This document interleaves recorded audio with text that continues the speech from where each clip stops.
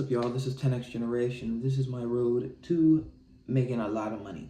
So, in the previous episode, I kind of talked about, I don't know, I haven't watched it, but I probably was talking about progress and how things are moving forward and how things, not everything increases with additional effort. Some things have a certain amount of effort that it requires, and past that, it's actually negative. And I compared that to that could be for relationships, that could be for business, that could be for friendships, that could be for a whole wide variety of things.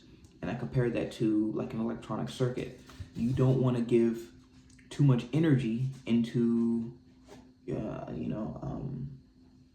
your computer or your monitor or your some device that uses electricity. It doesn't make it run better. It can often fry it. And that goes for, like I said, those other things. You don't want to put your everything into everything. You want to find the proper amount of energy to put into it, and just be okay with how it's running. And find other things to put your energy into. So that's probably what I was talking about in the last video. In this video, I'm going to be talking about a realization I just had. So if you don't know me, I have been creating apps for a long time. I taught myself how to program at like 8 years old. Or was it 12? It was one of those ages. I've created lots of gadgets. I messed with Arduino, building circuits. I've done a lot of cool stuff. And unfortunately, only like one or two of my three of my projects have ever made any money, ever. And I think some of the stuff that I've done, of course I'm tooting my own horn, was pretty impressive, technically complex, and I thought they were pretty cool, but when I tried to sell them, they never really made any money. And even the businesses that I've made, I had a clothing company before, I had a drop shipping company before, they never really made any profit. They were just me wasting money.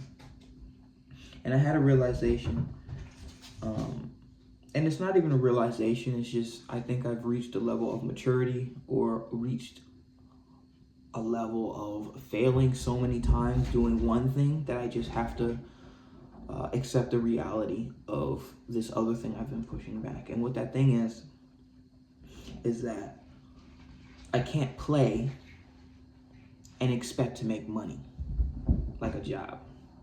And what I mean by that is, for all those other projects that I've had, the initial thought that started the project was, it would be cool if, or what if I could do this, or something to that effect. And all that, at the base of all that is me, right? And my enjoyment, right? It would be cool if this thing existed for me, right? And that's the primary driver behind almost all of my projects, right? And that makes building the project fun, right? It becomes a sort of play. Instead of playing video games, instead of hanging out with people, instead of doing all this other stuff that people do, that would be my form of play. It would be programming apps, building circuits, building electronics. But when I go on and say, man, I need some money, let me go ahead and sell these things that I've been dumping all this energy into, I realized, or I found, that no one really bought them. They never really made any money. And this has been a common trend. But ironically, one of my first apps that ever made any money, GP Overlay, that wasn't actually my idea, and that wasn't a passion project. That was an idea that my friend gave me. He saw that I made all these apps, and he was like, bro, could you make an app that could like let me play PC games on my phone? Like, could you do that? I was like, yeah, I'll figure it out. Let's do it. And I just did it for the guy. And that was the first app that I made over $1,000 on, right? Everything else that I've made before that probably made under $20 total. This one crossed into the thousands, right? And it wasn't for me. It wasn't my idea. It was a service for someone else. And I think that's the key distinction, something that I keep running into. I can't do something that I personally care about that's for me and expect other people to pay for it in mass. It just doesn't work like that. I can't play and expect to get paid like it's work. We hear all the time about, YouTubers and streamers, they just follow their passion and they get all this notoriety. And that's where the luck thing comes from. If you want it to be more systematic, more guaranteed, you have to build it for other people. So, yeah, my next project, in addition to the projects I already have going on and the work, I do have a full-time job that I do. I'm going to actively be researching a project that I can do that is not for me. That's not a selfish endeavor. That's not fun.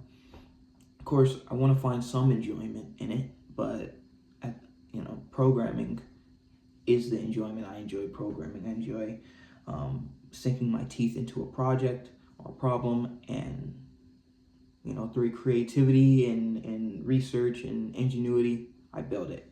I like that. So that's my fun, but the thing I'm going to be making will not be necessarily fun or for me. It will be for other people. So this video is just kind of a declaration saying that I'm going to do it. And my process to doing it will be first, just general keyword research, right? So it's pretty cool. Nowadays we have tools that can see what the entire world is thinking and what their desires are. So I'm thinking I'm just gonna go on like the App Store, the Play Store, and just type in an app that does and see what pops up, just to give me some ideas, and then I'll do in-depth keyword research with Google Trends. I think there's this app called App Tower or something like that, the Signal Tower, something like that, that lets you see rankings of applications. And I'm going to be using Google Ads. There is a keyword researcher tool inside of Google Ads that you can type in a bunch of keywords and it gives you searches and the search volume of those searches. And I'm going to do that for a little bit to see what are people wanting, what are people actively researching, what are they desiring. And then I'm going to see what the competition is, what tools already exist, and I'm going to see their pain points, exactly what they're doing wrong. And I can use the reviews just to see what they're not doing well or what people are complaining about. And then I'm going to myself download the app and look at what things that I can personally add to it that other people would like based on the reviews. And then I'm going to start an app and we're going to see how it goes. So yeah, I think this whole kind of saga is it's not a revolutionary idea. I've been told this exact thing that I'm telling you, I've been told to do years before, but I've never done it.